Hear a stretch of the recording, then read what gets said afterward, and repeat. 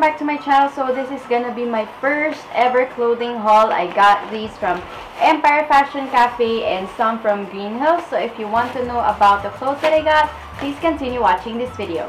Medyo nag-shopping lang ako ng slight kasi mayroon akong trip next week to the beach. First time ko mag-vacation ulit after 6-7 months. I don't know. Pero yun, hindi ako masyadong nakapag-vacation this year. And wala lang, parang ngayon lang din ako nag-shop for clothes. And I was excited to visit Empire Fashion Cafe and Green Hills. Sobrang tagal ko nang hindi nakakapunta din doon. I just got a couple of stuffs. Actually, dapat pupunta kaming Divi pero umulan and hindi ganun ka-okay yung weather. Yan, I just got a few stuff from Green Hills. Medyo mahal din kasi and wala lang. Ang hirap magsukat kasi walang fitting room, diba? Unlike sa Empire Fashion Cafe, meron and mas mura pa doon actually. Sa totoo lang, mas mura. So this top that I'm wearing right now is an off-shoulder top. This one I got from Green Hills for only 150 pesos. And I got a couple of dresses from there. Sobrang ganda nito. These are for only 350 ata pesos. Ayan. So it's a dress that has that design. Meron siyang button dito. A romper kind of thing. Meron siyang shorts. So that's how it looks like. And then this dress is so pretty. I love blush colors lately. So yan. Shorts din siya. Pa-shorts din yung dress.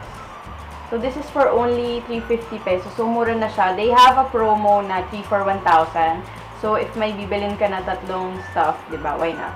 Okay na yun, 1,000 pesos. Just gonna be a short haul video kasi hindi naman sobrang dami ng binili ko and I just wanna share it with you guys. Next up are the ones that I got from Empire Fashion Cafe Maginhawa. That's the branch that I visited kasi parang mas madami ata doon. Pero yun. First, this is one. This is the one that I got. It's a very nice sweater. Ayan, gusto ko yung mga gantong shades lately. Medyo makapal siya, so pang malamig talaga siya. And this is from, ang hirap lang hanapin ng tags. Nakaka-stress kasi 1 hour na lang magko-closing na nung pumunta ako dun. So, pressure talaga mag-ikot. Kaya, buti na lang din kasi onti lang nabili ko. This is from Alison Bell shop on Instagram. And it's originally 250 pero 199 na lang. So, yan. Ang ganda. Parang high quality siya. Alam mo yung mga nabibili sa H&M.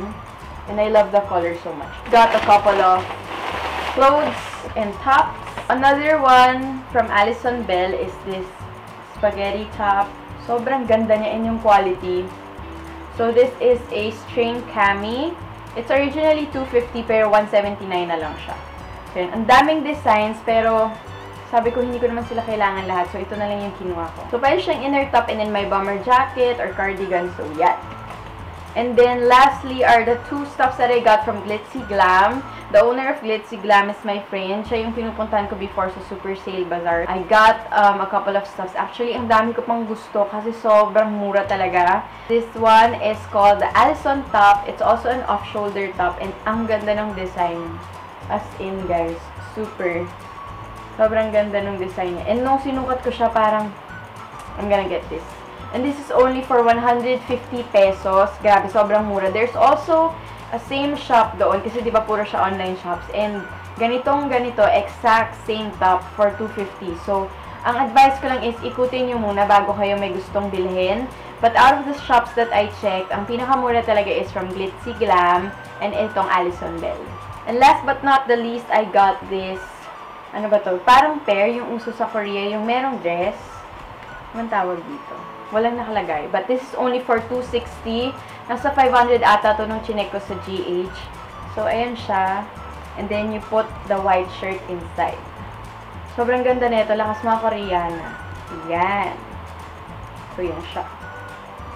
So, that's it guys for my very quick clothing haul. Again, I got these from Empire Fashion Cafe and Green Hills. So, if you have other online shops that you want me to check or try, please do comment down below and let me know. So, yeah, that's it. Thank you so much guys for watching and I hope to see you on my next video. Bye!